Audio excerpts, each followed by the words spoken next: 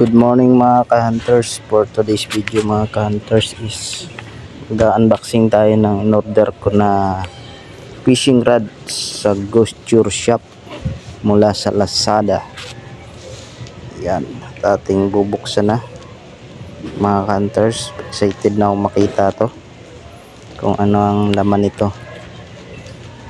So yan mga ka-hunters, at napakaraming tilapia ngayon dito sa Montalban River, kaya ako'y napa-order ng fishing rod.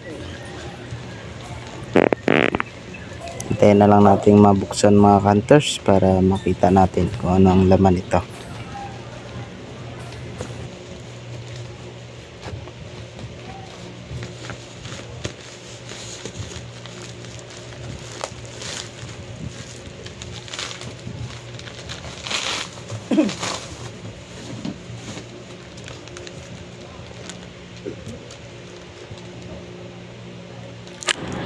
Shoutout nga pala kay bro Hunter Win.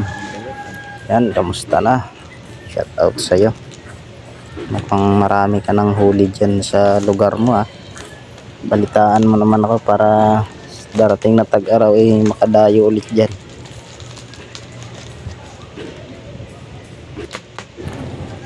Habang ngayon tag-ulan mahuhuli muna tayo ng isda. Dahil hindi pa tayo makapaghunting ng labuyo, gawa ng mga dugon pa sila. At hindi naman tayo makakahuli ngayon tag-ulan. Kaya isda naman ang ating babanatan ngayon mga ka-hunters habang tag-ulan.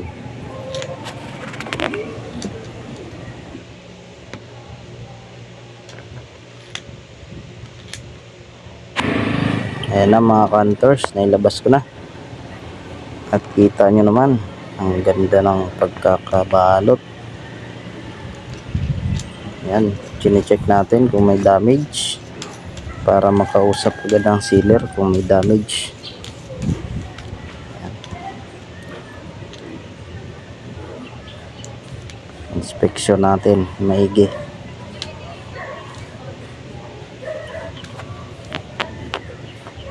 Napakaganda ng quality mga ka-hunters. So yan mga ka-hunters, napakahaba ng fishing rod na ito mga ka-hunters. Halos 9 feet o 3 meters yan. Yan, ang haba. Hindi natin straight lahat. Gawa ng nasa loob tayo ng guardhouse. Kaya chinek na lang natin yung mga dugtungan isa-isa. Yung mga rings, check natin. Ayan, okay na okay. Napakaganda ng quality. Yan po ay Ghosture Flame High Carbon ang kanyang brand, kaya napakatibay niyan mga ka-fish hunters.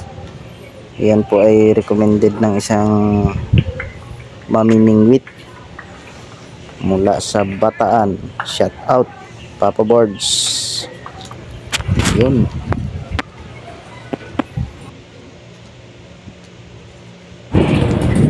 Sa mga gusto mag-order, order lang po kayo. At yan ay marami po kayong pagpipilian. Ghosture, yan po ang kanyang pangalan sa Lazada at Shopee mga ka-hunters. Thank you. God bless everyone.